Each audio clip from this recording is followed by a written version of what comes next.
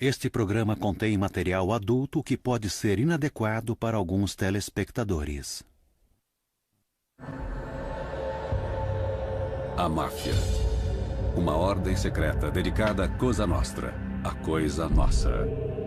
Se violar o que sabe sobre esta vida, vai queimar no inferno como este santo queimando em suas mãos.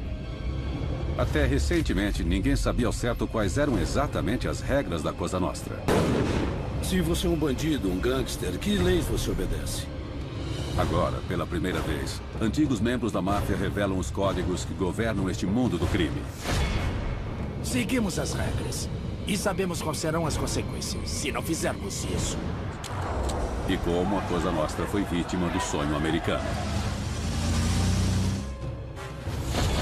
Os 10 Mandamentos da Máfia.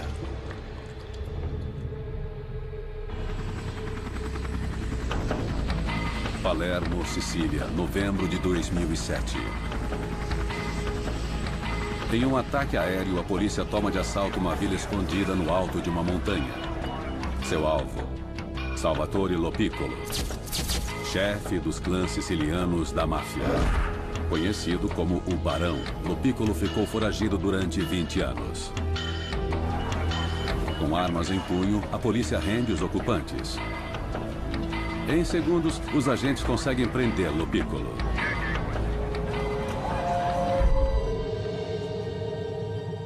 Pela primeira vez, a polícia tem acesso ao esconderijo de um chefão da máfia. Mais tarde, uma equipe especializada entra na casa. A máfia inspira tanto medo que os policiais vestem máscaras para esconder sua identidade. Espalhadas entre xícaras de café e cigarros estão pilhas de textos enigmáticos. Alguns contêm referências em código para transações de negócios. Mas um texto se destaca. É uma lista escrita em italiano.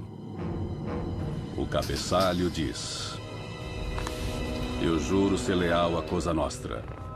Se a trair, minha carne irá queimar. A polícia percebe que está diante das regras para o ingresso de membros na máfia. A imprensa chamou de os 10 Mandamentos da Máfia.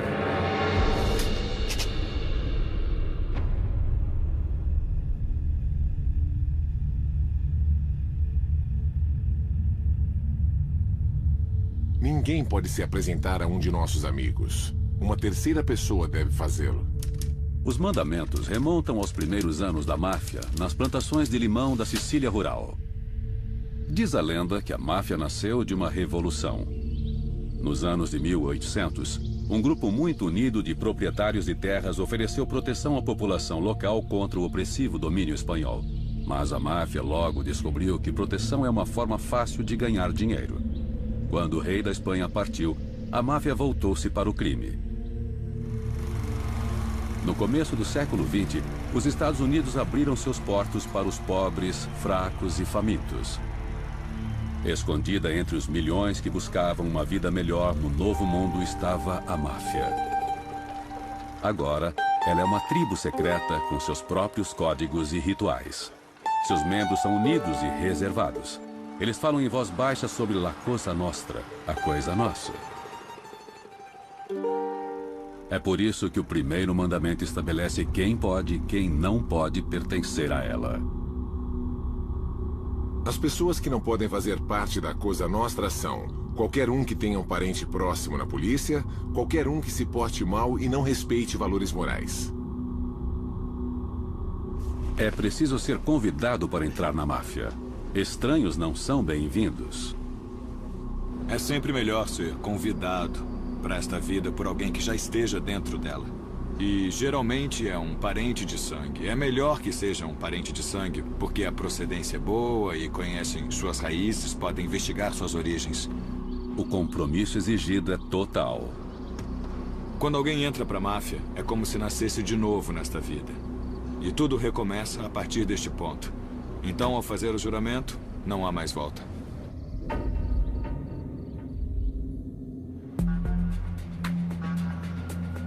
Ao longo da história da máfia, a regra principal de admissão tem sido apenas uma: é preciso ser siciliano. Até mesmo Al Capone, talvez o mais famoso gangster do mundo, foi impedido de entrar para a máfia porque não tinha vínculos com a Sicília. Michael Frances nasceu para a máfia. Sua família é siciliana. Seu pai, Sonny, é um membro do alto escalão da família Colombo de Nova York. Sonny quer uma vida diferente para seu filho. Meu pai não queria que eu entrasse nessa vida. Ele queria que eu fosse à escola, fosse um profissional e... Eu pretendia estudar medicina. Cheguei a ser aluno da Universidade de Hofstra, em Nova York. Mas quando seu pai é preso, acusado de extorsão, Michael é atraído de forma irresistível de volta aos negócios da família. No segundo ou terceiro ano da faculdade, eu me aproximei do chefão na época, Joey Colombo, e seus filhos. E eles me disseram, o que você está fazendo na escola? Porque se você não for pra rua e ganhar dinheiro, seu pai vai morrer na prisão. Frances passa os 2 anos seguintes aprendendo a ser um mafioso. É uma iniciação cruel. É uma vida muito violenta. Nós vemos e ouvimos coisas e se somos chamados para fazer alguma coisa, somos obrigados a fazer. E tudo isso faz parte dessa espécie de fase de testes. Apesar de seus vínculos impecáveis com a máfia, Frances enfrenta o teste proposto pelo mandamento número 1. Seu nome é apresentado em uma reunião da Comissão do Crime, o Conselho da Máfia em Nova York. A comissão é formada pelos chefes dos 5 clãs mais poderosos da máfia nos Estados Unidos. Ligados por fortes vínculos de parentesco e fraternidade, a máfia chama seus clãs de famílias.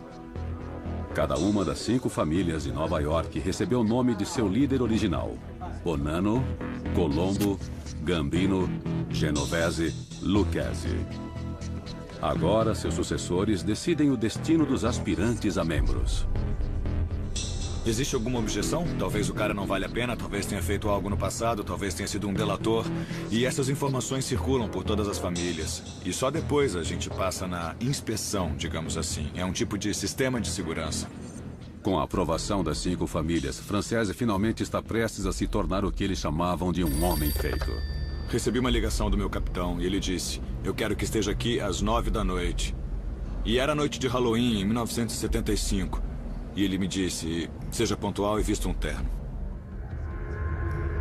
Para se tornar um homem feito, é preciso participar de um ritual de mais de 100 anos. O chefe estava sentado no meio de uma configuração em ferradura.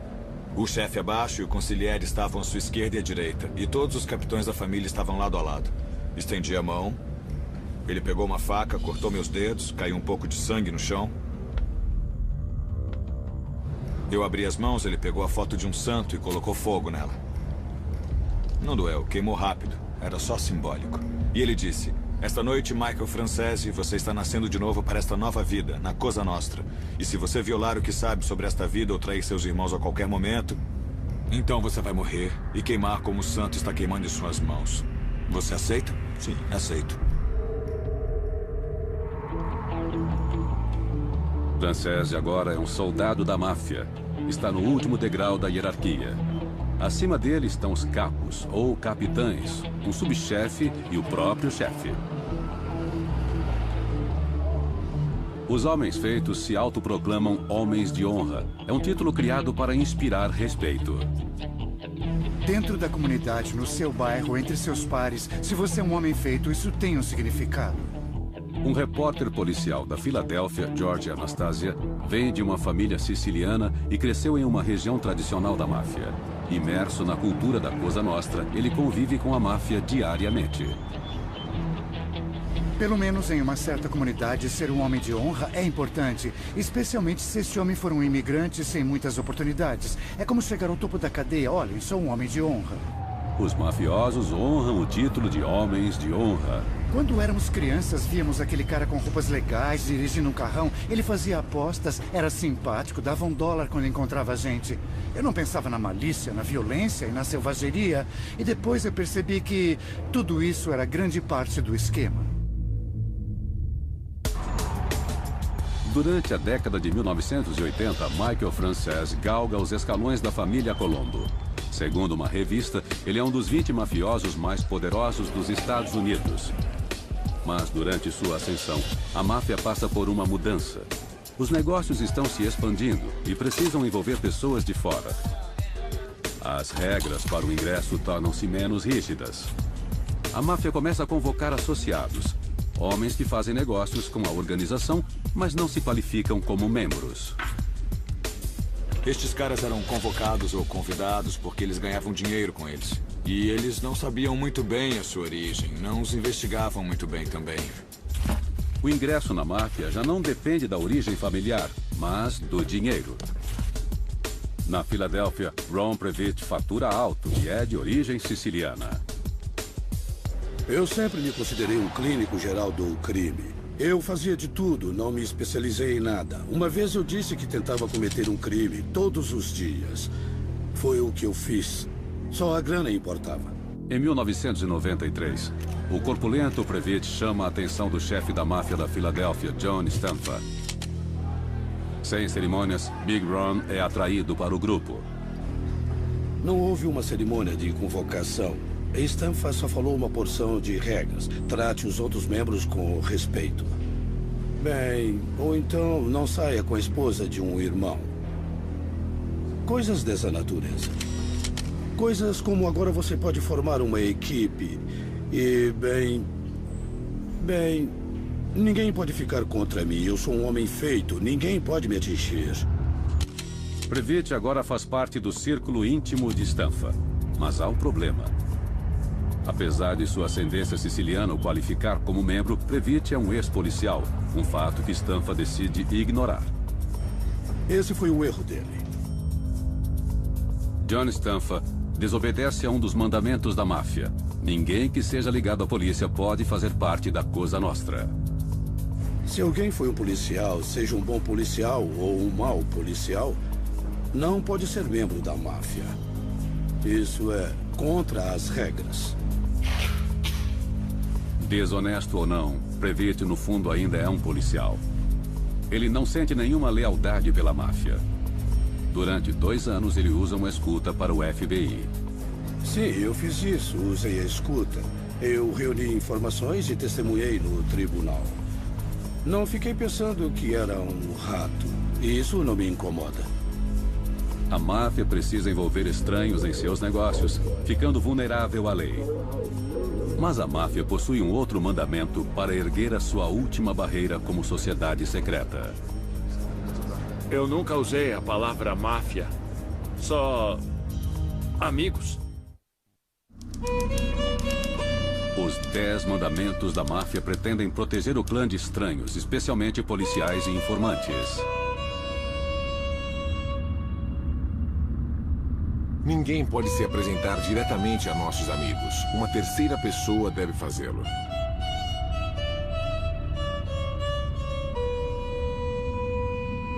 Sempre há um intermediário. Quem for só um associado ali na rua, não fala com o capitão nunca. E se for até ele falar com ele, ele irá embora. O segundo mandamento contém uma ameaça implícita. Sua vida está em jogo em cada apresentação que fizer. A pessoa que faz a apresentação torna-se responsável pela pessoa que apresenta. Se a pessoa se der mal, ela leva o outro junto. A pessoa que fez a apresentação paga um preço por isso.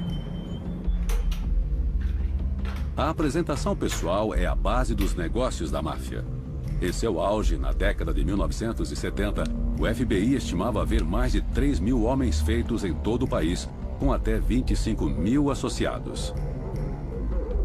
Para evitar as escutas da polícia, os negócios da máfia, em sua maioria, são fechados pessoalmente. O método mais seguro de comunicação era um encontro pessoal. E era no parque, se estivesse vazio.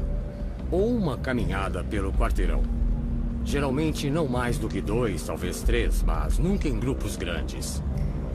E as conversas, às vezes, eram em língua estrangeira, geralmente italiana.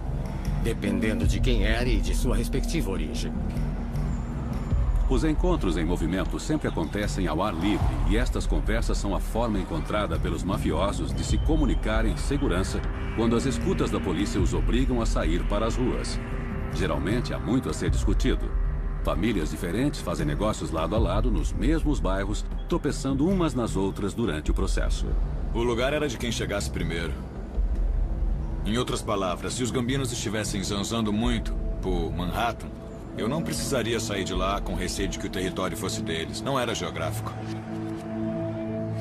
Como o território não é demarcado, os encontros com rivais são frequentes. Estas conversas resolvem conflitos antes que se tornem violentos. Tudo neste tipo de vida está nestes encontros. Para tudo eles fazem encontros e havia disputas com outras famílias, disputas dentro da mesma família e tudo isso nestes encontros. Segundo estes mandamentos, homens feitos que se conhecem pela reputação, mas não se conhecem formalmente, devem ser apresentados por uma terceira pessoa. Se eu não conhecesse outro homem feito, nunca tivesse visto, era preciso um terceiro membro da família, tanto faz dele ou minha, que conhecesse os dois e ele nos apresentava, dizendo Michael, amigo nosso, ou amigo nosso, e assim por diante. E depois de sermos formalmente apresentados, aí podíamos conversar como homens feitos, mas eu não podia abordar alguém, mesmo sabendo que era membro e eu também. Não era permitido se apresentar como homem feito. Não. Esta curiosa etiqueta tem sua própria linguagem codificada. Hoje, uma testemunha protegida, este ex-soldado da família Bonanno usa o codinome Tony.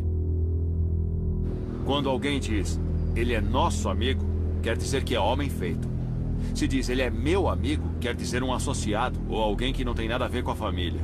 Então, se eu estiver falando com um homem feito no meio de uma conversa e alguém chega e eu digo, é um amigo meu, se estivermos falando de algo específico, vamos parar de falar na frente dele na mesma hora. Esta regra foi criada para impedir que policiais entrassem na máfia. O ex-policial do estado de Nova Jersey, Freddie Martins, passou 6 meses disfarçado, tentando construir um personagem no qual a máfia pudesse confiar. A grande preocupação que eles realmente têm é quem você foi. Foi quando percebi o quanto era difícil entrar numa família mafiosa. Para os policiais que tentam burlar a máfia, a única esperança é uma apresentação formal. A coisa mais importante era ser avalizado por alguém. Ter alguém que pudesse dizer, tudo bem, gente, esse cara é quente. Sem isso não dava para ir a lugar nenhum. No fim dos anos 70, o DEA, Agência Federal Antidrogas dos Estados Unidos, começa a investigar uma rede de distribuição de heroína comandada pela máfia siciliana. Os agentes chamaram o caso de Conexão Pizza, porque os sicilianos contrabandeavam as drogas em ingredientes de pizza em vários restaurantes do país. O agente do DEA, Frank Panessa, assume a tarefa de se infiltrar na equipe da máfia responsável pela operação. A heroína siciliana estava sendo distribuída nos Estados Unidos e em todo o mundo, na verdade. E as pessoas com quem me envolvi faturavam $1 milhão por dia, todos os dias. E ninguém os conhecia porque era uma sociedade muito secreta. O agente Panessa sabe que a chave para se infiltrar na altamente secreta máfia siciliana é ser apresentado por um homem feito, também conhecido como homem sábio. Alguém versado nos caminhos da Cosa Nostra. Nós prendemos 2 homens sábios que eram da Filadélfia e nós dissemos, ou vocês cooperam com a gente ou vão para a prisão. Então eles disseram, não vamos entregar ninguém aqui da Filadélfia. E então nós dissemos, e quanto aos sicilianos? Os homens sábios da Filadélfia concordam em apresentar Panessa para 2 traficantes de heroína sicilianos, Paolo Laporta e Alberto Ficcolori, vistos aqui com Panessa em fotos da vigilância do DEA. Panessa deve convencer os 2 de que é um autêntico homem de honra. Em um encontro em um restaurante no sul do estado, ele assume seu perigoso papel de agente disfarçado. Quando a comida chegou, os homens sábios me serviram primeiro. Os sicilianos olharam aquilo, porque para homens de honra há um significado. O respeito que os 2 demonstravam por mim, eles sabiam que os 2 eram homens sábios, então eu devia ser alguém muito importante. Quando o meu copo ficava vazio, os homens sábios prontamente me serviam outra bebida. A apresentação é um sucesso para o DEA.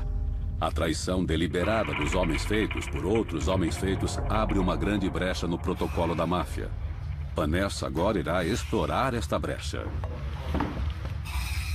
Meses depois disso, eu disse, meu negócio é o pó marrom. E eles disseram, por que não contou pra gente? Nós controlamos todo o pó. Ele perguntou, de quem você compra? E graças a Deus, eu também era agente disfarçado em Nova York e comprava de um homem feito em Nova York.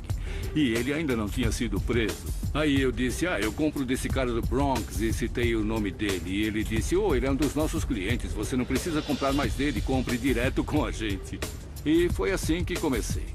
Agora eu podia comprar heroína. Minha primeira compra de heroína foi de $85 mil. E quando eles foram embora, depois desta compra específica, ficaram seguros e pensaram, bom, este cara é quente. A investigação da Conexão Pizza desbarata uma enorme rede de distribuição de drogas. Em apenas 9 anos, a máfia havia contrabandeado cerca de $1 bilhão e 600 milhões em heroína. Quando o esquema cai, os contatos sicilianos de Panessa descobrem que ele é um agente disfarçado e pedem para vê-lo na prisão. Eu pensei, bem, o que eles vão dizer talvez seja uma ameaça, mas eles foram muito cordiais. E o Paolo disse, sabe, você foi um cavalheiro e todas as nossas transações foram apenas negócios. Mas o encontro termina com um aviso arrepiante.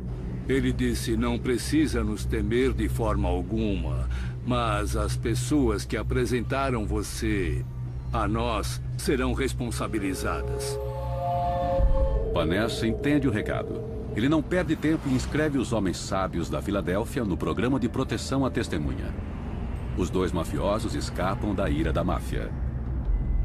O FBI rompe a barreira de proteção da máfia e causa grandes estragos. E quando isso acontece, a máfia recorre a uma poderosa arma, a lealdade. Eu estava disponível o tempo todo, como um médico. Não interessava para quê, fosse para cavar uma cova ou meter uma bala na cabeça de alguém. Bem, as coisas eram assim.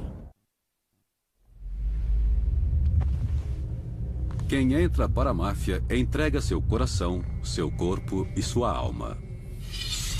Os 10 mandamentos existem para assegurar isso. Esteja sempre disponível para a Cosa Nostra, mesmo que sua esposa esteja prestes a dar à luz. Não existe férias na máfia, não existe licença médica na máfia, não há turno de 8 horas na máfia. Depois de sua iniciação em 1975, Michael Francese torna-se um soldado da família Colombo em Nova York. Seu capitão, ou capo, revela a realidade que ele irá enfrentar. Quando fui submetido ao juramento, me disseram que deveria estar disponível para servir a família 24 horas por dia, 7 dias por semana. E isso significava, nas próprias palavras que o chefe usou naquela época, que se minha mãe estivesse doente e agonizando no leito de morte e a família me chamasse, eu teria que abandonar minha mãe para servir a família, porque a família seria a coisa número 1 em minha vida daquele dia em diante. Francese agora enfrenta uma ronda infinita pelas ruas. Ele precisa fazer parte de vários esquemas que rendem dinheiro para seu chefe. É assim que a máfia trabalha. Tem que seguir as regras. Quem não seguir e não for visto dessa forma, como um cara que segue as regras, obedece ordens, em que se pode confiar, ficava um tempo na geladeira. E para mim isso era quase tão ruim quanto qualquer outra consequência que eu pudesse enfrentar. Quando a Cosa Nostra chamava Francese para um serviço, não havia desculpas. Ele devia largar tudo. Eu não podia dizer, olha, eu tô brincando com os meus filhos agora, ou tô com minha mulher. Fosse o que fosse, eu tinha que largar tudo e ir. E a melhor política que eu adotei foi não dar desculpas. A menos que houvesse uma emergência real, eu largava tudo e ia. Mas um dia, apesar de tomar cuidado, Francese chega 10 minutos atrasado a um encontro agendado por seus superiores. Depois de repreendê-lo, seu chefe marca uma nova data. No dia seguinte, me ligaram de novo e disseram para eu ir para um tipo de quartel-general na época e para estar lá às 3 da tarde. Eu cheguei lá às 3 e me disseram para esperar do lado de fora, pois eles iriam me pegar. Bom, às 5h30 não tinha aparecido ninguém. Eu não me mexi, fiquei lá. E quando era 15 para as 7, eu me lembro bem, o chefe e o capitão passaram por lá e disseram, entendeu o recado? Eu disse sim, e eles disseram, vai para casa.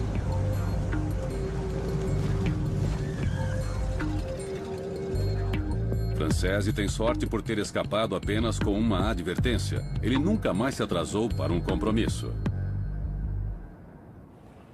Para os membros da máfia que estão nos escalões mais baixos da hierarquia, não existem segundas chances.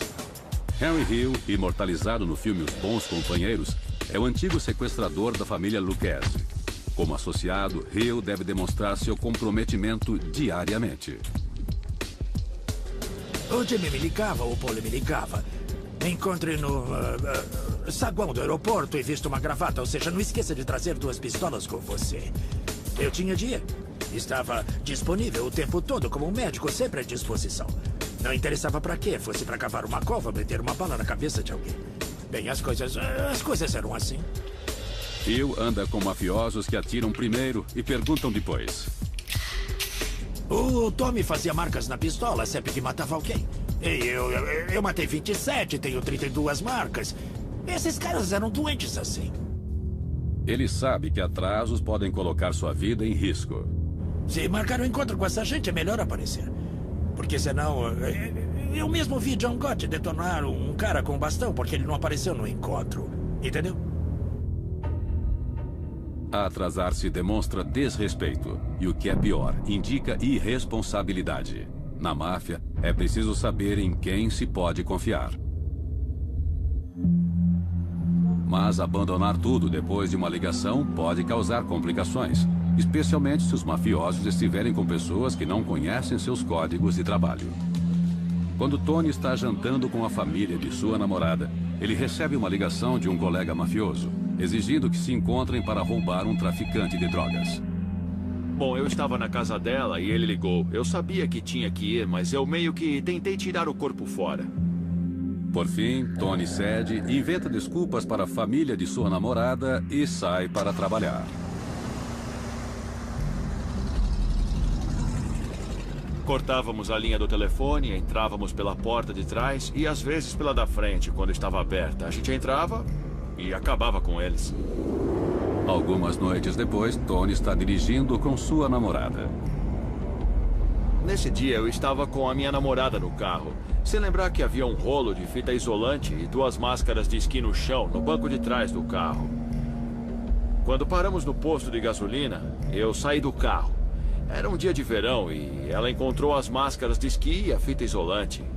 E ela quis saber para que serviam. Somente quando se torna sua esposa é que ela descobre ter se casado não apenas com um homem, mas com uma instituição. Uma instituição que trata as mulheres como propriedade. A necessidade de lealdade da máfia se estende até a intimidade de seus membros.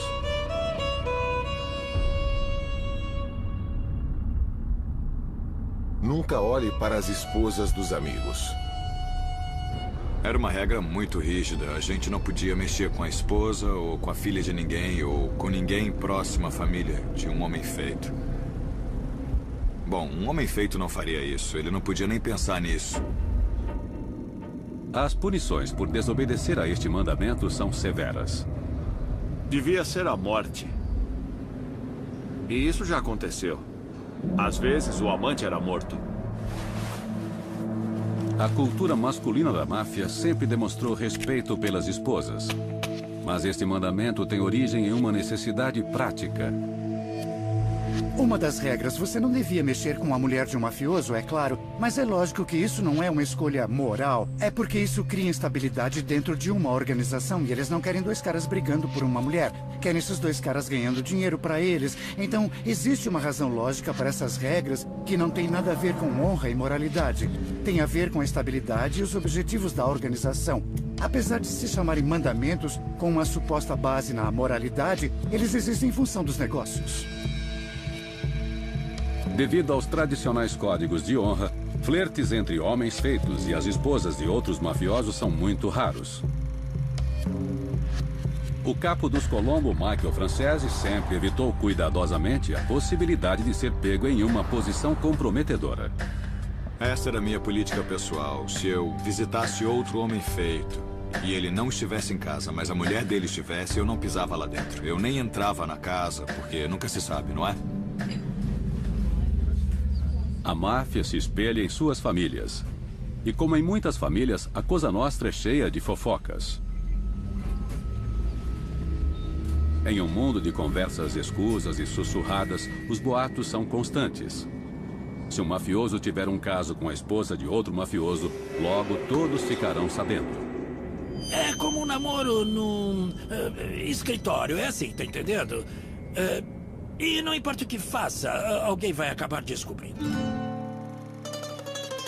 Mexer com a esposa de um superior é praticamente suicídio para soldados e associados. Mas para membros mais poderosos, ter um caso com a esposa de alguém de nível inferior representa um risco bem menor.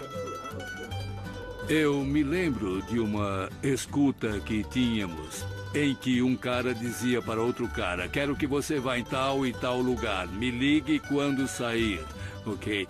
Uns 20 minutos depois, o cara recebe uma ligação e ele diz: estou indo para a porta. Ok, você vai levar umas 4 horas, 2 horas para ir e 2 horas para voltar. Ele disse: tá bom, eu te aviso quando chegar lá e quando estiver voltando para casa. Então, uns 15 minutos depois, alguém liga para o apartamento do marido e você ouve o cara dizer para a esposa: ele já saiu? E ela disse sim, e ele: já estou chegando, nem use calcinha. Então, as regras eram quebradas com frequência.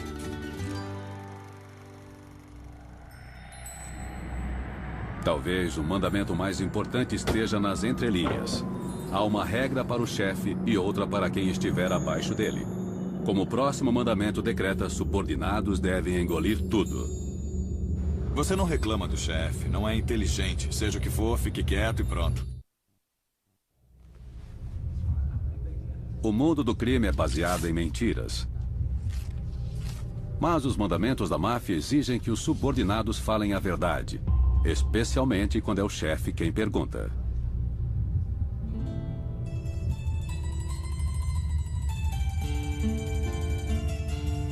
Se lhe pedirem qualquer informação, a resposta deve ser verdadeira. Não dava pra mentir nunca pra eles, nem mesmo uma mentirinha. Não sei, eu só falava a verdade pra me beneficiar. Mas se fosse pra eu me dar mal, eu mentia na cara dura. Contar mentiras faz parte da vida nas ruas. As mentiras servem para protegê-los da polícia, melhorar sua reputação e até mesmo salvar suas vidas. Muitas vezes meu capitão me disse: minta, não admita isso, não admita nada. E meu pai também dizia: jamais admita nada, fique calado. Então, isso faz parte do pacote. Mas conhecimento é poder. Os chefes só se mantêm no topo se souberem o que está havendo. Os mafiosos mentem para seus chefes como todo mundo mente para seus chefes, entende? Os mafiosos enganam seus chefes e enganam seus subordinados. Na máfia, a verdade é um alvo móvel. Os chefes esperam que seus soldados mintam. Eles depositam sua confiança nos homens que mentem menos. Imagine um encontro entre 2 caras e um capitão. Digamos que o capo conhece um cara há 30 anos e o outro há apenas 2 anos. Não importa o que esse cara disser. Ele é novato e vai estar errado. Às vezes, o detector de mentiras dos chefes falha. De 1981 a 87, o capo da família Colombo, Michael Francese, dirige um lucrativo esquema de sonegação de impostos sobre gasolina. Francese abre empresas que vendem gasolina por atacado. Pela lei, as empresas devem pagar impostos de até cerca de 10 centavos o litro. Francese simplesmente não paga. Como fazíamos isso? Muito simples. O governo era muito atrasado no recolhimento de impostos. Se nós não pagássemos no primeiro trimestre do ano, eles avisavam pelo correio. Mas lembrem-se, todos os dias a caixa registradora tilintava. O dinheiro entrava todo santo dia. Resumindo, a gente os despistava por uns 9 ou 10 meses antes que viessem fazer uma auditoria e ficassem furiosos com tudo isso. Mas antes disso, fechávamos tudo usando a próxima empresa. Era um ciclo. Nós pulávamos de uma licença para outra e fizemos isso por 7 anos e nunca conseguiram nos pegar. No auge da operação, Francese chega a vender quase 2 bilhões de litros de gasolina por mês. Faturávamos entre 8 e 10 milhões de dólares por semana. E só em impostos de gasolina era muito dinheiro. Mas os chefes de Francese suspeitam que ele não esteja sendo honesto. Eles o chamam para um encontro. Eu tinha de encontrar um cara, o Jimmy, no centro da cidade. Era tarde, umas 11 da noite. E eu vou ser sincero, eu estava sentado no banco do passageiro, o Jimmy dirigindo e tinha alguém atrás de mim e eu estava bem nervoso. Eu não sabia se seria o meu fim com tudo o que estava acontecendo. Pensei, o que será que esses caras acham que está acontecendo? Eu saí do carro e me levaram para uma sala. Quando a porta se abriu, eu me lembro muito bem. Eu não sabia se seria a última coisa que eu veria. Francese sabia que se os chefes pensassem que ele estava mentindo, não hesitariam em matá-lo. Me disseram, Michael, ouvimos falar que você talvez esteja ganhando mais dinheiro do que fala pra gente. Você anda com ideias de se virar sozinho dentro dessa família? E eu disse, isso é absurdo, que papo é esse? Se tiverem provas, me mostrem. Eu ganho mais grana do que qualquer outro já ganhou pra esta família. E eu não estou ameaçando vocês de forma alguma. Se o cara com quem eu faço isso se encrencar, ele não conhece ninguém. Eu sou o único cara que ele pode ferrar. Vocês saem ganhando de qualquer jeito. E eu estou sendo questionado sobre isso. E foi o que eu disse. E também não há nenhuma verdade nisso. E não havia. Francese consegue convencer seus superiores. Ele escapa por pouco. Bom, depois disso, disseram, tudo bem, está tudo certo. O chefão saiu, nos abraçamos, mas eu fiquei impressionado. Não gostei nada daquilo. Para Francese, o encontro foi um divisor de águas. A partir daí, ele começa a questionar sua devoção à Cosa Nostra. Mas não diz nada, é claro. E foi assim que eu tomei outro rumo. Às vezes, as mentiras podem servir aos objetivos dos chefes. A máfia era complacente principalmente com o tráfico de drogas. Durante os anos 70, Henry Hill começa a traficar heroína. O pó marrom vem da Sicília, escondido em produtos fornecidos a restaurantes locais. A heroína chega pura.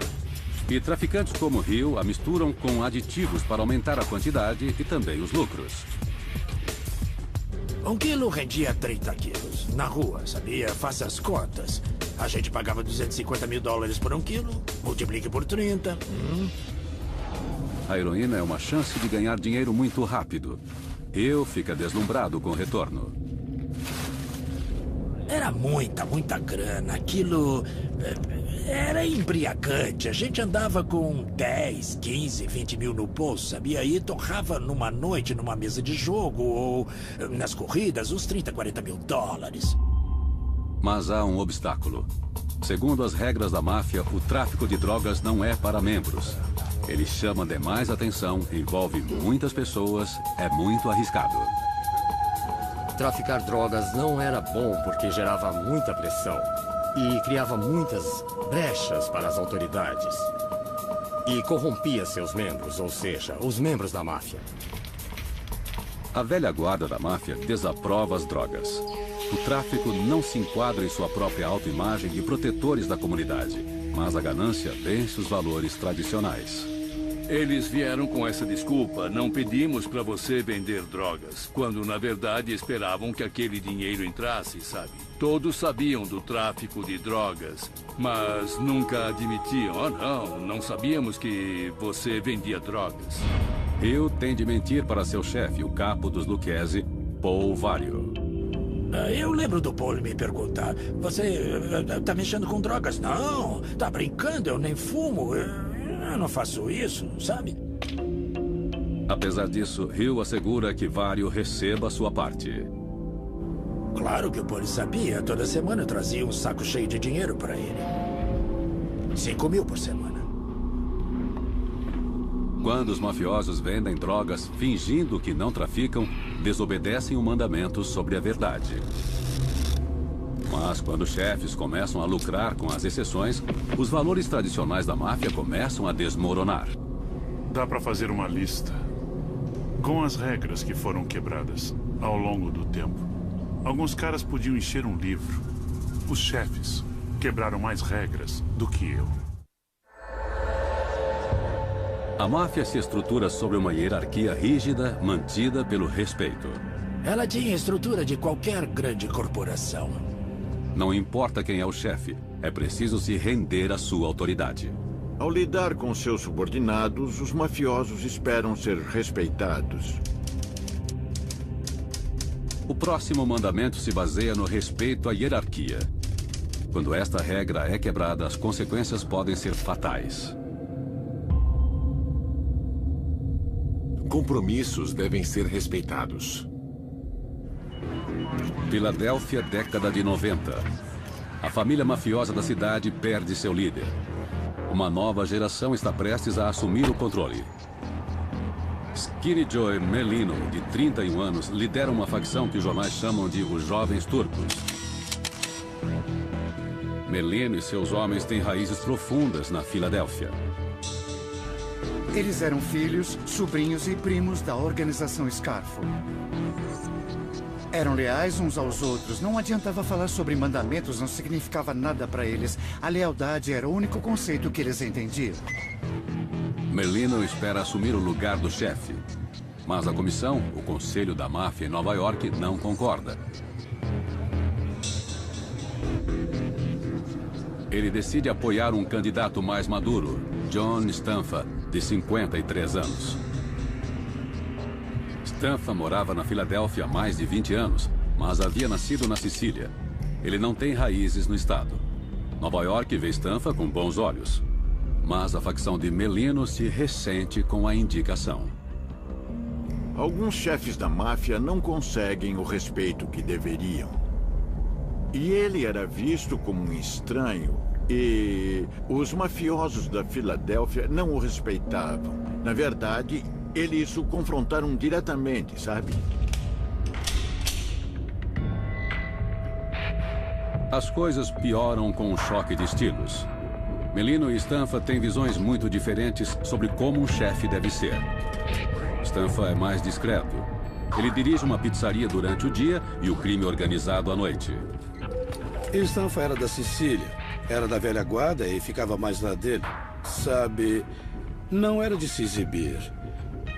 Mas era mafioso até os ossos. Já Merlino adora os holofotes. Ele contrata um cinegrafista para registrar os bastidores de sua rotina diária. Joey não era um chefe tradicional, digamos assim. Joey gostava de jogar. Gostava da vida noturna. Gostava de sair. Quando Stanfa faz Joey Chang Ciancalini, um colega de Merlino, seu subchefe, o grupo de Merlino se enfurece. Eles veem a indicação como uma estratégia para enfraquecer sua facção. Stanfa transformara Joey Chang em um alvo. 2 de março de 1993. Às 5h58 da manhã, uma câmera de vigilância do FBI filma um carro encostando na porta da lanchonete que serve de base para Joey Chang. Uma escuta instalada no local grava sons que mais parecem os de uma carnificina. Um atirador desconhecido atira 5 vezes em Joey Chang. Chang é atingido na cabeça, no pescoço e no peito, mas sobrevive milagrosamente. Ninguém é acusado pelo ataque. Stanfa vê o atentado como um desafio à sua autoridade. Como chefe, ele deve recorrer ao comando superior. Ele liga para Tommy Gambino, um membro de destaque da Comissão do Crime da Máfia em Nova York. Os dois conversam em um dialeto siciliano. Mas naquele momento o FBI já está em seu encalço. Esta é a transcrição em inglês da conversa narrada por atores. Esses caras são um bando de parasitas que merecem ter as cabeças arrancadas. Pra falar a verdade, eles estão me deixando maluco. Se nós não nos ajudarmos, então... E você não pode se comprometer em me ajudar? Nós temos tudo. Só precisamos de 4 postos desconhecidos. Como eu disse, estamos à sua disposição para o que você precisar. Mas Gambino está apenas sendo diplomático. A comissão não interfere nas disputas internas das famílias. O conceito de franchising talvez descreva melhor o que era a máfia nos Estados Unidos. Não era uma corporação no sentido de que a sede em Nova York ou qualquer outra controlava tudo. Não era assim. Eles aprovavam um líder, indicavam um deles como chefe e era tarefa do chefe dirigir aquela família. Stanfa percebe que terá de agir sozinho. Em 5 de agosto de 1993, um pistoleiro de Stanfa atinge Merlino enquanto caminhava pela rua com o irmão de Joey Chang, Michael.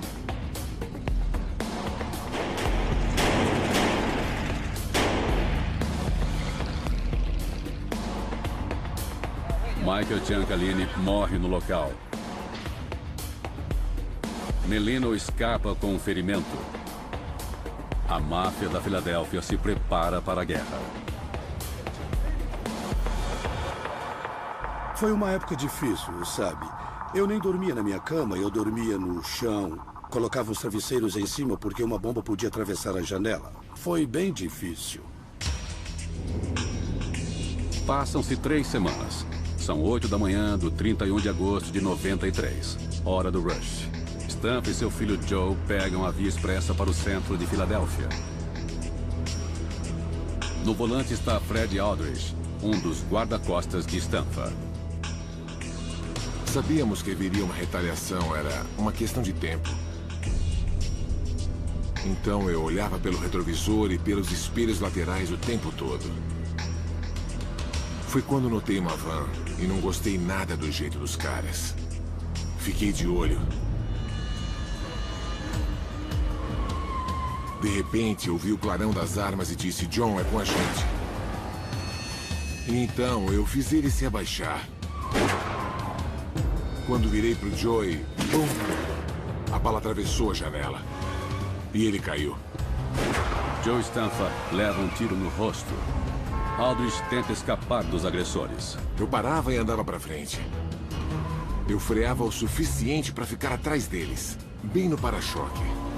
A tática de Aldridge funciona. Frustrados, os pistoleiros desistem. John Stanfa escapa ileso. Seu filho se recupera, mas Aldridge fica chocado com o ataque. Quando nos pegaram na via expressa, foi a coisa mais estúpida que já vi na minha vida. Eu disse, isso vai atrair todas as autoridades, todos os policiais da cidade.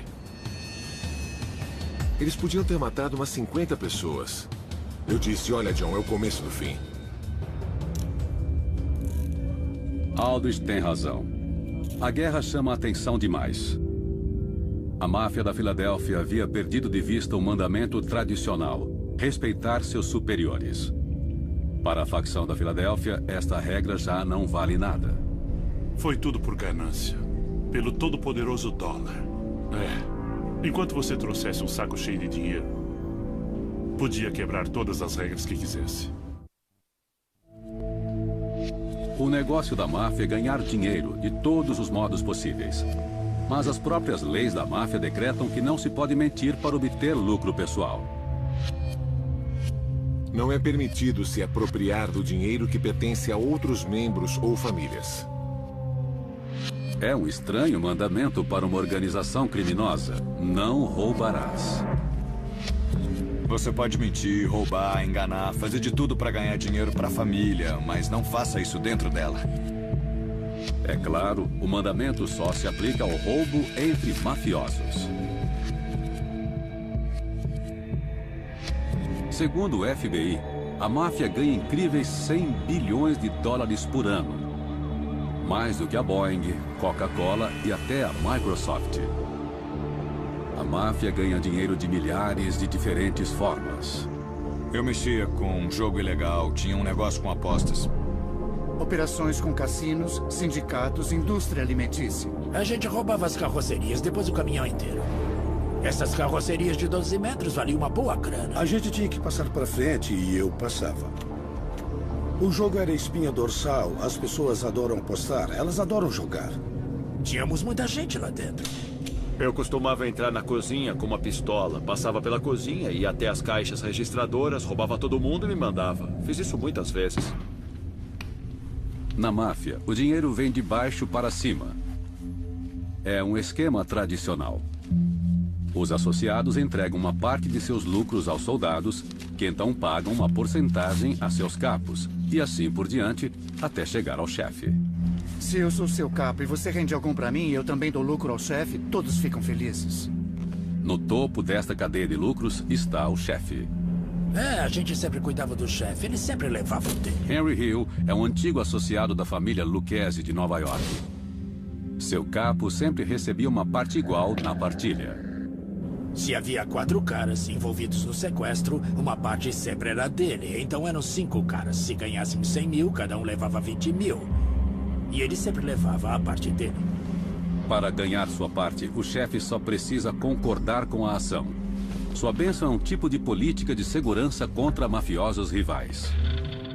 Faça o que tem de fazer. Fature pra gente, se for preciso, mande bala. Assim funcionava a organização. Como um príncipe medieval, o chefe só se comunica com seus subordinados por meio de intermediários. Durante a década de 90, o ex-soldado Fred Aldrich assume o papel de porta-voz do chefão da máfia da Filadélfia, John Stanfa. Quem queria chegar até ele vinha falar comigo. Claro, eu era o ouvido do John. Eu dizia, olha, o Tony teve uma ideia. Ele sorria e dizia, tudo bem. Eu dizia, Louis teve uma ótima ideia. E ele dizia, tudo bem, pode dizer que está liberado. Uma vez aprovado o esquema, o membro ou associado deve começar a pagar uma cota igual ao chefe. Todo mundo acha que a gente entra nessa vida e de repente todo mundo começa a jogar dinheiro em você e você fica rico. E é exatamente o oposto. Ao entrar na máfia, você tem que pagar o tempo todo. Tem que ganhar a vida e bancar a família, se puder. Os chefes estabelecem uma confirmação verbal para cada centavo como forma de controle. Era supostamente por razões de segurança. Se outro membro de outra família tentasse se meter ou interferir nos nossos negócios, sabiam que não podiam fazer isso. Essa é uma razão, mas tecnicamente dessa forma eles sabiam de todo o movimento e tínhamos de pagar. Deixar de pagar é considerado roubo. O ex-soldado da família Bonanno, Tony, está no programa de proteção à testemunha. Ele é um dos poucos homens que enganaram seu chefe e sobreviveu para contar. O Natal chegava antes lá em casa. Então eu mandava o dinheiro para onde eu devia mandar. Em 99, Tony começa a extorquir lojas de produtos pornográficos em Manhattan. A pornografia é um alvo fácil. Eu não chantageava uma loja em que uma senhora e um velhinho faziam cerâmica. Eu explorava um negócio que funcionava em uma área nebulosa da lei. É o tipo de negócio que a gente podia ameaçar e extorquir toda a semana. A técnica de Tony é simples e brutal. Eu entrava, me apresentava e fazia amizade com o dono. Depois eu dizia, escuta, se alguém tentar entrar aqui, eu sei como é esse negócio. Se alguém tentar entrar aqui, te ameaçar ou tentar roubar a sua grana, me liga, eu posso ajudar você. E uma semana depois eu mandava um moleque com um bastão de beisebol. Logo, Tony começa a ganhar um bom dinheiro, mas ele decide esconder o esquema de seu capo. Eu fazia coletas semanais. E meu capitão decidiu verificar por conta própria, porque achava que estava sendo roubado toda semana. Então ele visitou as lojas e falou com as pessoas diretamente. Ele descobriu que eu estava roubando, descobriu que eu ficava com tudo. Tony está marcado para morrer. E uma das tradições da máfia é que você conheça o seu assassino. Eu conhecia metade desses caras. Eles estavam no meu batismo. Mas quando você descobre que está marcado, então não tem volta. Eles não desistem. Não vão mandar um e-mail dizendo: quer saber de uma coisa? A gente mudou de ideia, a gente pensou melhor, falamos com o cara, ele é barra limpa, então vamos deixá-lo viver. Os meses passam e nada acontece. Para Tony, os negócios continuam como sempre. Uma noite, eles finalmente me pegaram. Eu estava em um bar, saí pra rua pra fumar e um carro encostou. Atiraram em mim umas 15, 18 vezes, eu não sei, muitas vezes. Tony corre até seu apartamento. Eu não sabia se eles viriam atrás de mim depois. Só fiquei sentado lá, fiquei no chão da cozinha e tinha algumas armas comigo. Eu me sentei lá e esperei.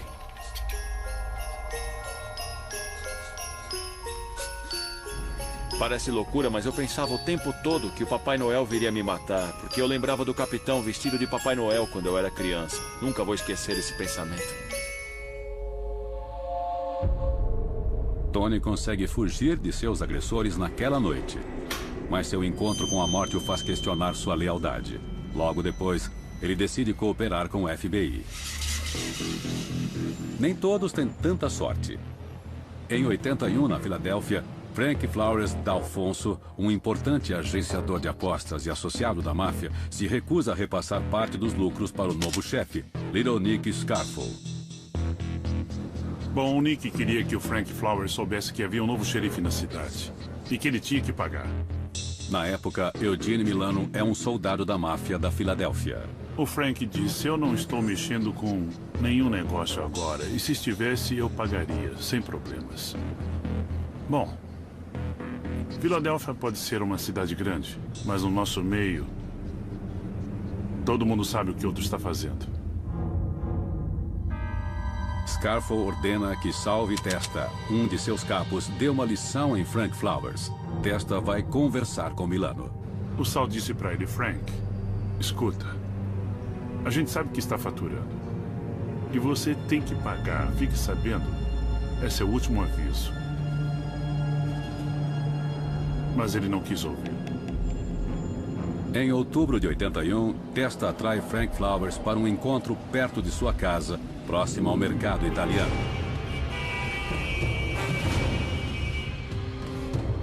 O Sal bateu nele com um bastão de beisebol. Tinha uma peça de 40 centímetros de aço. Ele bateu muito, deu a maior surra nele. E ele ficou no hospital por muito tempo. Mas a surra não surte o efeito esperado. Flowers ainda se recusa a pagar. Esperando cair nas graças de seu chefe, o capo de Scarfo começa a planejar seu assassinato. Depois disso, a outra punição possível era a morte. Eu fui chamado, junto com 4 ou 5 caras, para matar Frank Flowers. Mas o rosto de Milano é conhecido demais nas ruas estreitas de Filadélfia. As pessoas me conheciam no bairro, então eu procurei meu capitão na época e disse... olha, não vai rolar, eu posso ser reconhecido, não vale a pena. Então, eles decidiram me poupar. E encarregaram outros caras de matar o Frank. Frank Flowers D'Alfonso finalmente é assassinado em julho de 85. 2 homens atiram nele em frente a uma tabacaria no mercado italiano em plena luz do dia. Milano é preso por conspirar para cometer homicídio em 1987. Se você tiver um negócio ilegal na Filadélfia, vai ter de pagar. O respeito é a base de muitos códigos da máfia. Mas quando as vidas pessoais dos mafiosos estão em jogo, o respeito pode ser uma faca de 2 gumes. Eles tratavam bem sua esposa, a mãe dos seus filhos, mas quando ela não estava perto, eles caíam na farra. Para muitos ítalo-americanos, a família é a pedra angular de suas vidas. Cenas familiares como estas são o sonho de muitos mafiosos. A família oferece proteção para um estilo de vida criminoso. Mesmo assim, os mafiosos muitas vezes traem a instituição que dizem valorizar acima de tudo.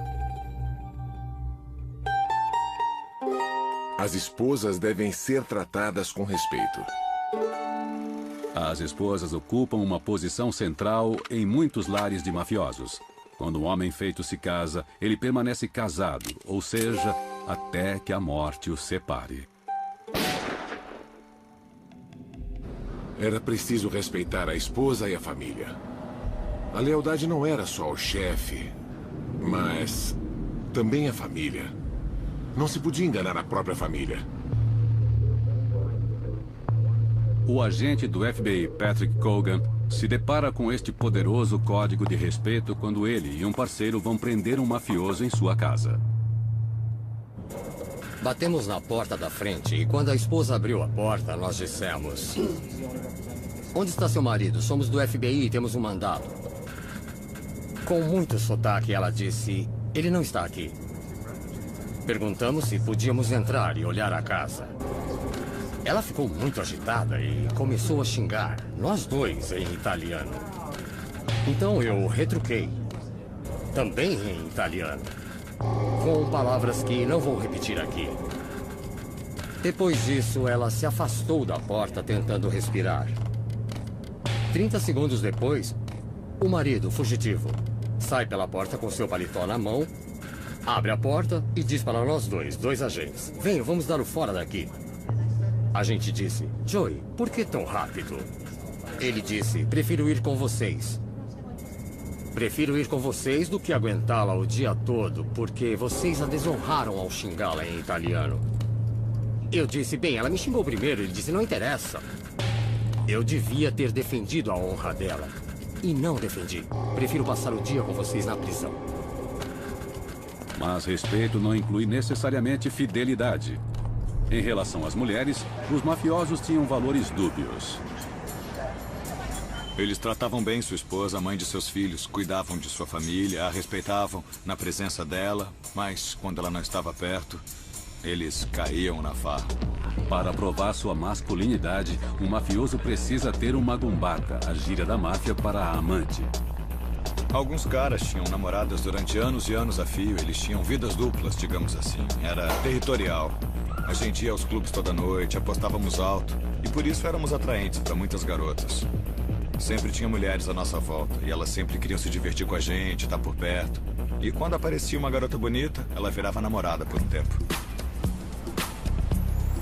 Nas décadas de 60 e 70, a noite de Nova York é agitada. A cidade abriga alguns dos maiores clubes noturnos do mundo, o Copacabana, o Estúdio 54. E a máfia aproveita ao máximo. Havia os Campinos, e havia os Bonanos, e também os Luquezes e os Colombos. Todo mundo, sabia? Todos eles tinham seu território naqueles clubes e naqueles bares. Mas uma noite da semana é especial. Aos sábados, os mafiosos mostram aos outros membros como são respeitáveis. Isso significa sair com suas esposas. Sábados e domingos eram das esposas, e os outros dias eram das namoradas ou alguém com quem se estivesse. E isso era muito comum entre as pessoas que eu conhecia, pelo menos naquela época. Para o associado da máfia, Henry Hill, este arranjo podia trazer complicações. Se a Diana Ross se apresentasse no Copacabana, por exemplo, naturalmente a namorada queria ver, sabia? E a esposa também queria. Bem, o sábado à noite era só para as esposas. Eles não iam pro Copa com a namorada no sábado à noite. Era proibido. Então não tinha jeito. Bem, quem tivesse 3 namoradas tinha que ver o show 3 vezes. As esposas, na maioria das vezes, entendem e aceitam o esquema, desde que seus maridos as respeitem e não ostentem seus casos em sua frente. A gente tentava manter as esposas e namoradas umas longe das outras. Todas elas sabiam. Era aquela coisa.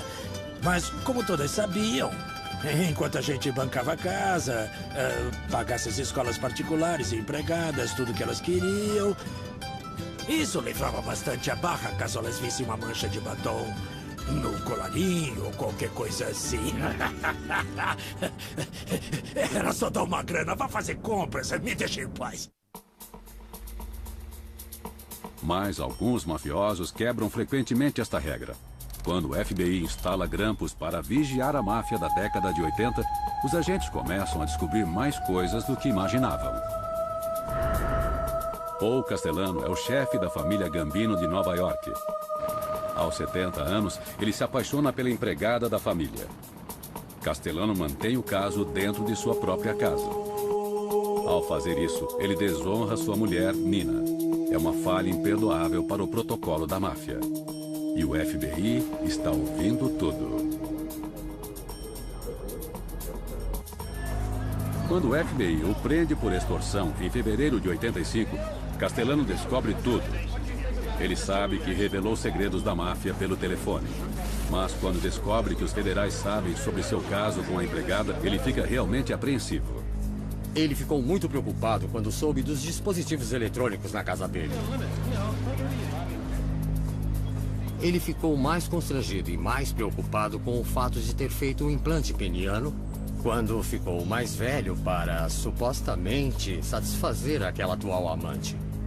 Ele temia mais que esta informação chegasse a seus colegas e subordinados do que o fato de ter desrespeitado a esposa na sua própria casa. A reputação de Castellano como chefe está em risco. A escuta do FBI compromete sua hombridade. Quando as notícias sobre seu romance e o implante se espalham, abalam o mundo da família Gambino. Um rival decide que é hora de usurpar o trono de Castellano.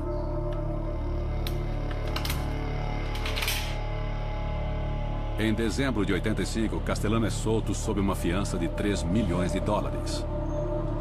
Ele e seu subchefe, Tommy Bilotti, saem para comer nesta churrascaria em Manhattan. Eles não chegam a passar pela porta da frente. Os assassinos ficaram observando o carro de Castellano. Quando apareceram na frente do Sparks, abriram fogo e mataram os dois. O rival de Castellano assume o controle da família Gambino. Seu nome, John Gotti. Gotti chega ao topo desprezando os mandamentos, mas logo descobrirá que o orgulho precede a queda.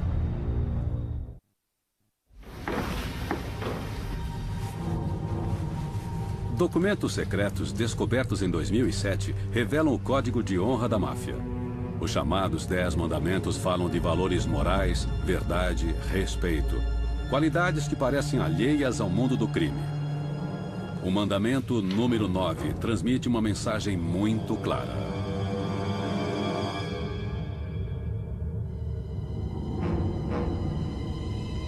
Não frequentem bares nem clubes. Mas impossível de ser cumprida. Eu passava a vida dentro desses lugares. Umas 6 noites por semana eu estava em algum clube, seja em Manhattan, Long Island ou qualquer outro lugar em que eu estivesse, no país inteiro. Eu não sei de onde essa regra veio, mas com certeza não a seguimos. Mafiosos e bares combinam como uísque e soda. Os bares e clubes são locais onde eles fecham negócios. Em todo lugar, sempre havia uns 4 ou 5 clubes que pertenciam aos homens feitos. Sempre havia alguma coisa acontecendo. Se alguém tivesse muitos casacos de mim que não conseguia passá-los para frente, talvez fizesse isso por ele. Era uma rede de negócios. Mas este mandamento tem um significado mais profundo. Sociedades secretas não devem se expor publicamente.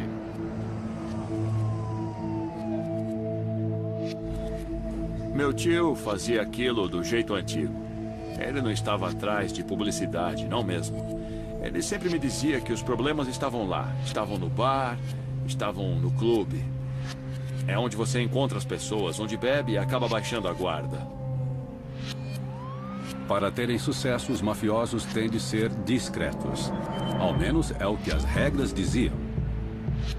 Esses caras não queriam se expor. Eles queriam passar desapercebidos. Eles não queriam se tornar o que chamamos de um alvo fácil. Mas o que parecia funcionar nas colinas da Sicília não funciona nas grandes cidades norte-americanas. No início dos anos 80, os mafiosos começam a se afastar dos códigos da Cosa Nostra e a alçar voos mais altos. Os caras novos queriam construir uma reputação. Os da velha guarda eram reservados, os novos, nem um pouco. A nova geração de mafiosos começa a se orientar não pelos antigos mandamentos, mas pelos mitos do cinema. Os caras novos, em muitos aspectos, adoram aparecer. Eles adotaram os papéis que viram em filmes como O Homem da Máfia, Família Soprano, Donnie Brasco. Eles incorporaram isso em sua personalidade. Eles queriam os flashes, o glamour, e tudo isso era praticamente a antítese do teor desses mandamentos e do que a máfia deveria ser. Deveria ser uma sociedade secreta. Um homem incorpora mudança nos valores da máfia. John Gotti.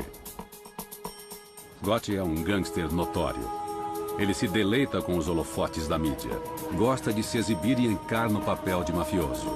A imprensa o vê como um personagem. Eu gostava muito do John. O John não escondia quem ele era. Ele era um gangster e não queria ser nada além de um gangster. E agia como um 7 dias por semana, 24 horas por dia. O capo da família Colombo, Michael Francese, sobe na hierarquia ao mesmo tempo em que Gotti. Sabíamos que ele seria o chefe ou morreria tentando. Gotti assume o controle da família em meio a tiroteios e muita publicidade. Em dezembro de 85, ele ordena a execução do chefe em exercício, Paul Castellano. A imprensa percebe um indício do que está por vir com este assassinato a sangue frio.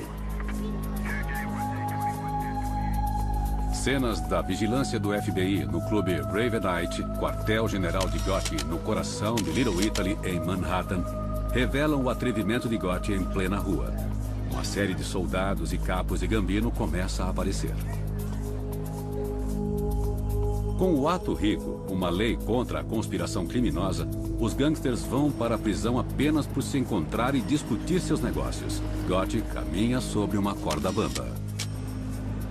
Começa um arriscado jogo de gato e rato. Os federais o acusam de extorsão. Os advogados de Gotti conseguem libertá-lo. Gotti sempre tem uma ironia e um sorriso para as câmeras. Muitos adoram a atitude despreocupada de Gotti. A imprensa passa a chamá-lo de Dom Teflon, porque os promotores não conseguiam agarrá-lo. Ele zombava das autoridades e os agentes da lei, especialmente o FBI, fizeram um esforço concentrado para, de uma vez por todas, montar um caso que conseguisse prender John Gotti. Finalmente, Gotti comete um erro. Em 1990, uma gravação do FBI capta um arrepiante telefonema.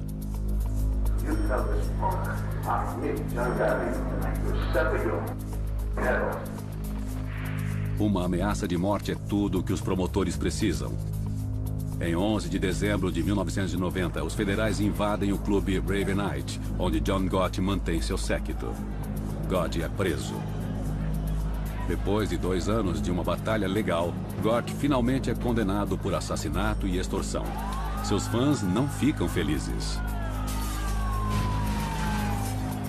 Gotti morre de câncer na garganta na prisão em 2002, consumido em parte por seu amor aos holofotes.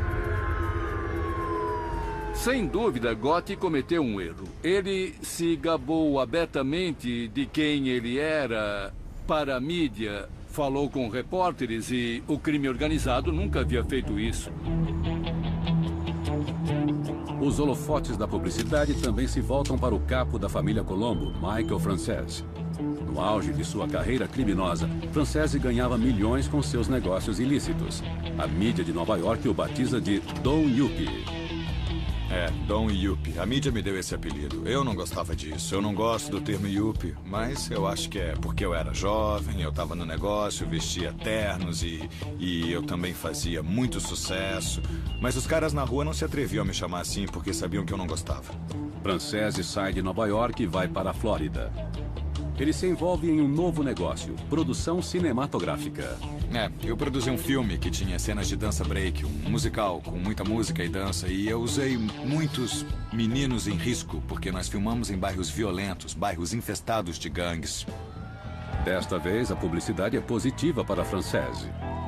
O prefeito de Miami Beach se encanta pelo fato de o filme de Francese afastar os garotos de problemas e lhe concede a chave da cidade. Our police department, as well as the rest of the city, is delighted to have you, and any courtesies that they can extend to you, they will be happy to do so. Francese mal pode disfarçar o que sente. O que eles não sabiam na época é que eu havia aberto um esquema de sonegação em Miami, na Flórida. Enquanto me davam a chave da cidade de um lado, eu roubava os impostos de outro. Mas durante a festa de estreia do filme, sua vida secreta está prestes a se tornar pública. Me pediram uma entrevista. Mike, a TV local quer falar um pouco com você na saída. Eu estava bem cansado, eu disse, tá bom. Brian Ross era um repórter da NBC. Eu não o reconheci, eu não sabia quem ele era. Aí ele começou a falar da festa e coisa e tal, e de repente ele disse isso. The FBI says you're a member of the Colombo Mafia family. Eu sabia muito bem onde ele queria chegar. Meu parceiro ficou furioso, ele saiu na mesma hora. Eu só respondi as perguntas. Like I said, the FBI can allege and say whatever they like. They've been doing it for many, many years. Bom, e foi aí que tudo começou a desmoronar. A aparição de Francese numa rede nacional de TV logo chama a atenção das autoridades. Em 85, os promotores apresentam 87 acusações de extorsão, fraude e sonegação de impostos contra Francese. Ele pode pegar a prisão perpétua. Eu sabia que se eu fosse julgamento e perdesse, minha vida acabaria. Seus advogados fazem um acordo. Nós negociamos um acordo em que eu pegaria uma sentença de 10 anos de prisão e, com a liberdade condicional, eu cumpriria 5 destes 10. Eu tinha que devolver 15 milhões, mais 5 milhões em bens confiscados e sair para cumprir minha pena. Francese cumpre 6 anos. Antes de ir para a prisão, ele se casa e toma uma decisão. Eu conheci uma garota por quem me apaixonei de verdade. E se eu quisesse passar um tempo com ela, ter um futuro com ela, não ia dar certo nesta vida, porque não me deixariam em paz. Francese promete.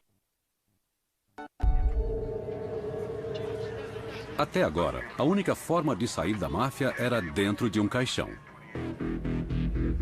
Mas, nos anos 90, para não cumprir penas pesadas por seus crimes, muitos gangsters começaram a sair da Cosa Nostra direto para os braços do FBI.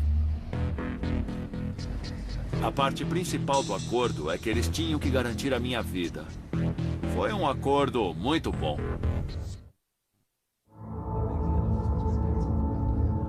Este é o maior pecado segundo os 10 mandamentos da máfia, e os mafiosos sabem muito bem disso. Não importa o que você faça, jamais se envolva com a polícia. Mesmo quando éramos crianças, a gente não entregava os outros. As coisas eram assim, sabe? A gente não contava para as nossas tias o que o nosso primo tinha feito, mesmo se fosse sério.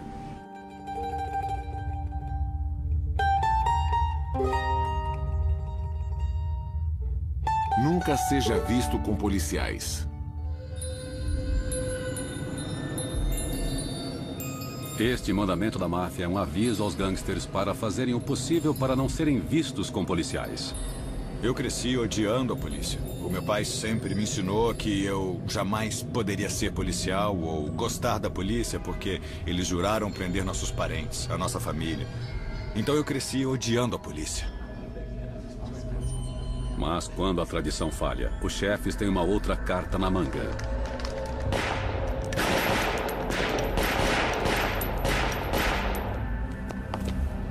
O medo.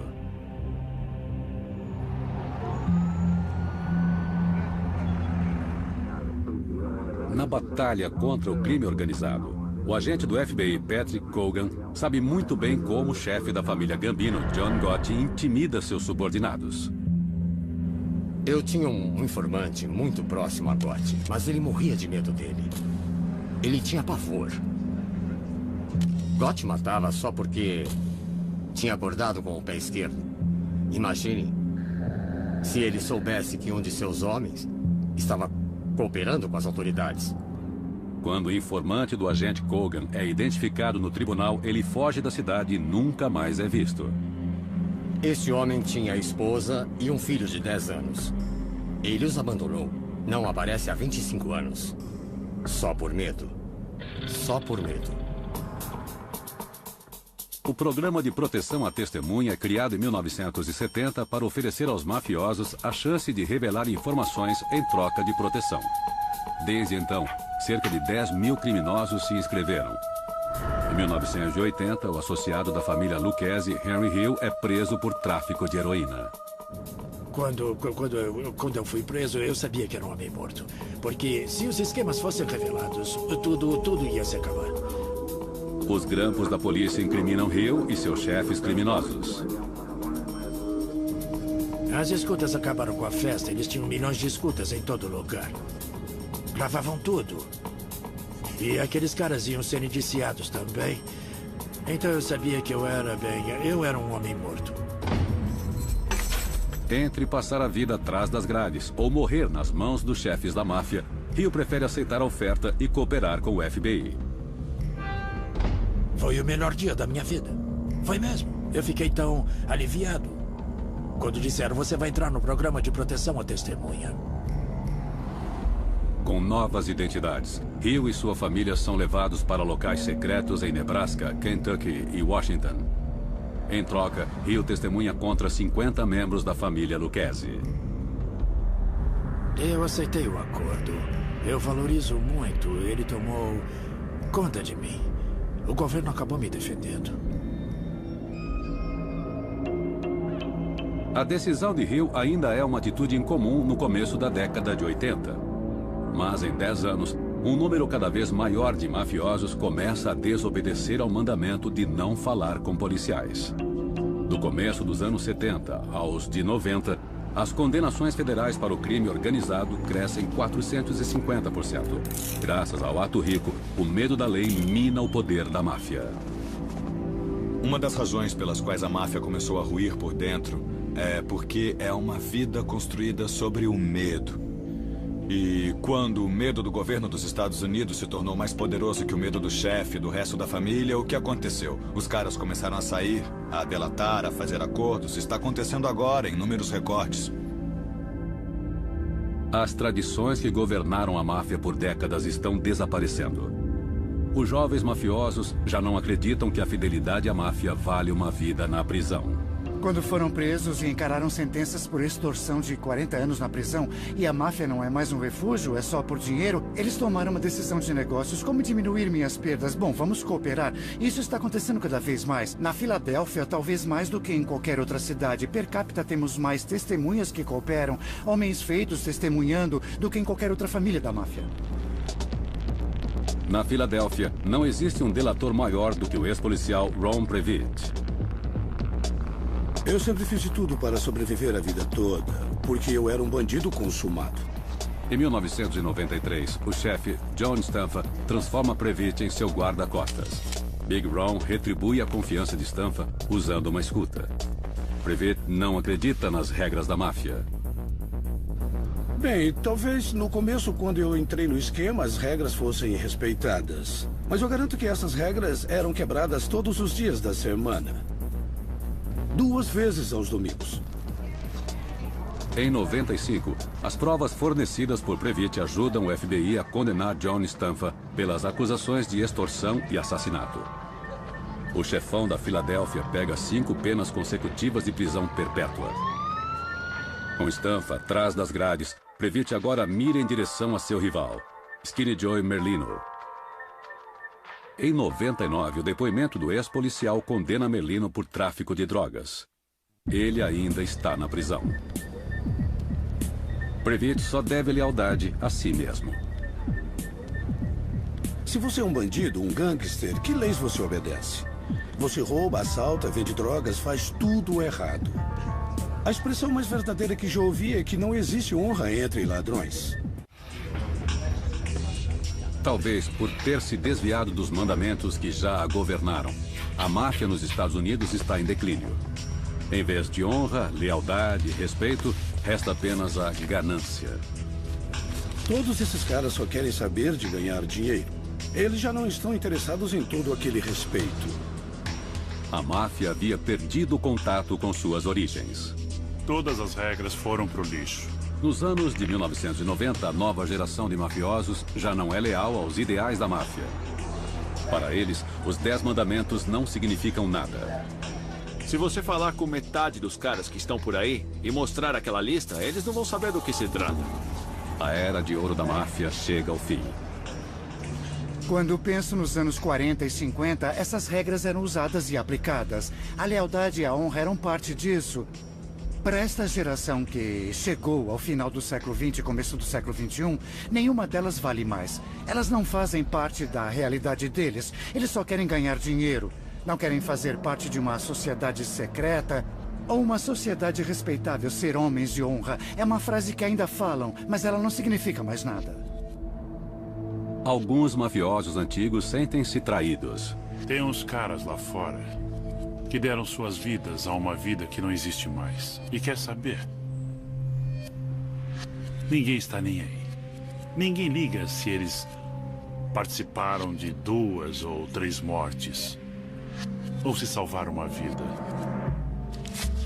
As antigas políticas de segurança da máfia não valem mais a pena. Quando um mafioso vai para a cadeia, a máfia deveria cuidar da família dele. Um dia, um dos caras deu $50 para minha esposa. Um cara para quem eu ganhei mais de 2 milhões. E ele deu 50 pratas para ela. Os chefes de Tony haviam abandonado o espírito que sustentava a Cosa Nostra. A máfia cuida de seus membros. Desiludidos, muitos mafiosos decidem abandonar a organização. Atualmente, Henry Hill não faz mais parte do programa de proteção à testemunha. Sabendo que sobreviveu a seus inimigos, Hill pinta e escreve para viver. Quando eu olho para trás, eu me sinto tão longe daquela vida. Eu não acredito, sabia? Quando eu vejo essas coisas na televisão ou nos filmes, que eu fiz parte daquela coisa, eu acho tudo tão estranho, sabia? Gene Milano ainda está no programa de proteção e é grato por ter esta segunda chance. Eu acho que muitas pessoas não sabem como é bom ir trabalhar todo dia. Saber quanto vai receber. Conhecer os seus limites. Gastar o que pode gastar quando puder. Isso se perdeu naquela vida. Mas alguns acham difícil abandoná-la. Se me arrependo de ter deixado aquela vida? Bom, olha, eu lutei contra isso durante muitos anos. Eu senti que tinha traído um juramento, mesmo sabendo que era errado. Ele estava tão entranhado dentro de mim que eu tive muita dificuldade para lidar com isso. Michael Frances nunca delatou seus companheiros. Ele fez algo pior. Ele entregou o próprio coração pulsante da Cosa Nostra. O que eu aprendi sobre esta vida está dentro da minha mente e do meu coração e eu não vou esquecer isso facilmente. Eu vou carregar isso pela vida, essa é a verdade. Mesmo em decadência, a máfia não perdoa nem esquece. Eu não subestimo esses caras. E eu sei que se eles realmente quisessem, eu podia me dar mal. Eu tenho um clube, os caras frequentam clubes. Talvez um deles me veja lá e resolva ligar para Nova York, se tiver vínculos lá, e pode dizer, olha, adivinha quem tá aqui, é o Frances. Ele quer ser um herói, eles dão uma ordem, eu vou até o estacionamento, bum, eu já era. Frances talvez se torne vítima do código que lutou tanto para defender. Os mandamentos não têm mais poder dentro da máfia. Mas a violência que os acompanhava ainda é muito real.